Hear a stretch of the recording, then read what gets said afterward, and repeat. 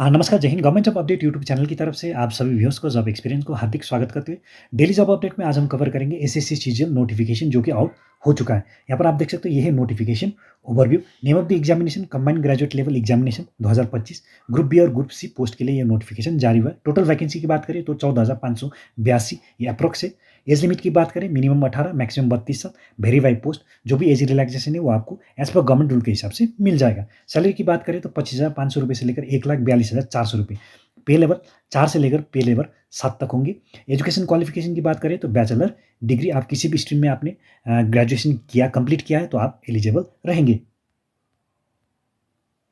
Selection process की बात करें तो टियर 1 टियर 2 होंगे सीबीटी, उसके बाद डॉक्यूमेंट वेरिफिकेशन। क्लोजिंग डेट है आपका 4 जुलाई 2025। जॉब लोकेशन आपका ऑल इंडिया।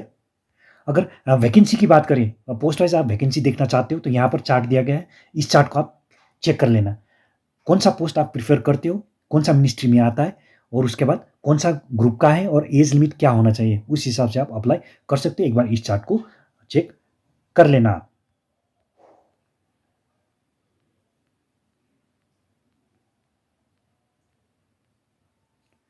अगर पे स्केल की बात करें तो पे लेवल 7 जो है 44,900 रुपये से लेकर 1,42,400 रुपये। पे लेवल 6 35,400 रुपये से लेकर 1,12,400 रुपये। पे लेवल 5 29,200 रुपये से लेकर 92,300 रुपये। उसका पे लेवल 4 है 25,500 रुपये से लेकर 81,100 रुपये। एलिजिबिलिटी क्राइटेरिया की बात करें तो सबसे पहले आपका आता है एज लिमिट। वेरीफाई पोस्ट है। किसी किसी पोस्ट में 18 से लेकर 27 साल है, किसी किसी पोस्ट में 18 से लेकर 30 है, किसी में 20 से लेकर 30 है और किसी में है 18 से लेकर 32 साल।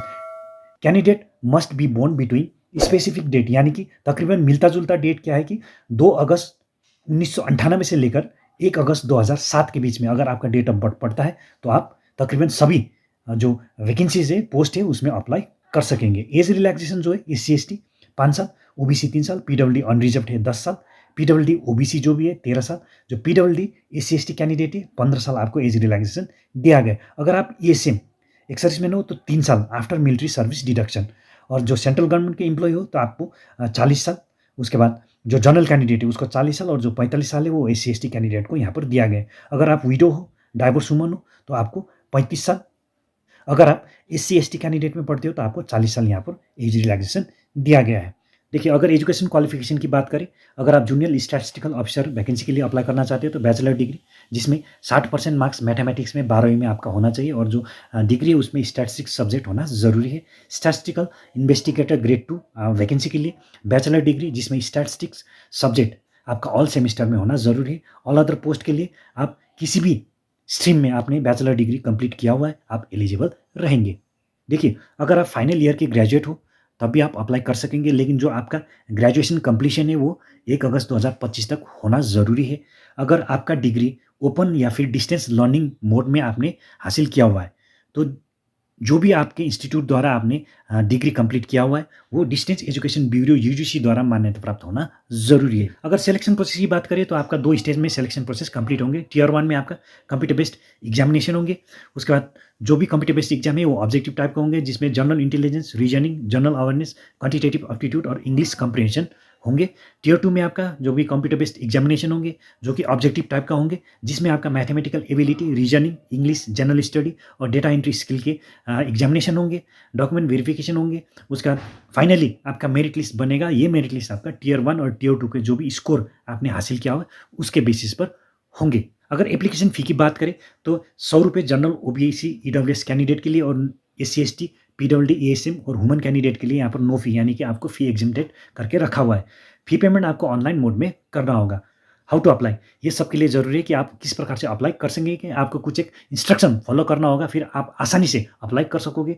एलिजिबल इंटरेस्टेड कैंडिडेट को सबसे पहले तो SSC का ऑफिशियल वेबसाइट, यहाँ पर वेब एड्रेस आपको दिया गया है ssc.government.in, तो यहाँ पर आपको विजिट करना होगा। विजिट करने के बाद आपको OTR वन टाइम रजिस्ट्रेशन का प्रोसेस कंप्लीट करना होता है। वन टाइम रजिस्ट्रेशन का प्रोसेस कंप्लीट हो जाने के बाद आप फर्दर एप्लीकेशन फॉर्म फिल कर सकते हो। एप्लीकेशन फॉर्म भरते समय ध्यान दीजिएगा, जब भी आप पर्सनल डेटा और जो एजुकेशनल डेटा फिल करते हो वो सही से जो आपके पास है वही भरना है, क्योंकि जब भी DV होता है ग्राउंड में उन्हीं चीज़ का फिजिकली आपका वेरिफिकेशन होता है, जो आपने एप्लीकेशन फॉर्म में मेंशन किया हुआ है। तो इस चीज़ को ध्यान दीजिएगा और कुछ एक डॉक्यूमेंट आपको स्कैन कॉपी अपलोड करना होता है। जैसे आपका पीपी यानी कि पासपोर्ट साइज़ फोटोग्राफ्स, सिग्नेचर्स, उसके बाद कास्ट रिलेटेड डॉक्यूमेंट्स, उसके बाद आपका एजुकेशन रिलेटेड डॉक्यूमेंट्स, आपका एक्सपीरियंस रिलेटेड डॉक्यूमेंट, तो सही फाइल फॉर्मेट में आपको अपलोड करना होता है, जिसका मेंशन आपको एनेक्जर में दिया गया है, जो कि आपका डिटेल नोटिफिकेशन में आपको मिल जाएगा, जिसका लिंक आपको वीडियो के डिस्क्रिप्शन बॉक्स में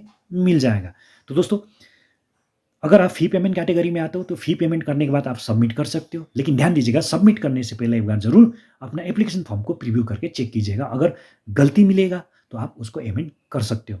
सबमिट करने के बाद आपका जो भी एप्लीकेशन फॉर्म है वो अमेंड नहीं होगा, इस चीज़ को ध्यान दीजिएगा। तो दोस्तों, ये था एसएससी सीजीएल नोटिफिकेशन रिलेटेड कुछ एक जानकारी है और अप्लाई करने का तरीका। अगर आपको वीडियो सही में पसंद आया तो लाइक कर देना, शेयर कर देना, हो सके तो चैनल को सब्सक्राइब करना मत भूलिएगा। नेक्स्ट वीडियो में फिर मिलते हैं, तब तक के लिए जय हिंद।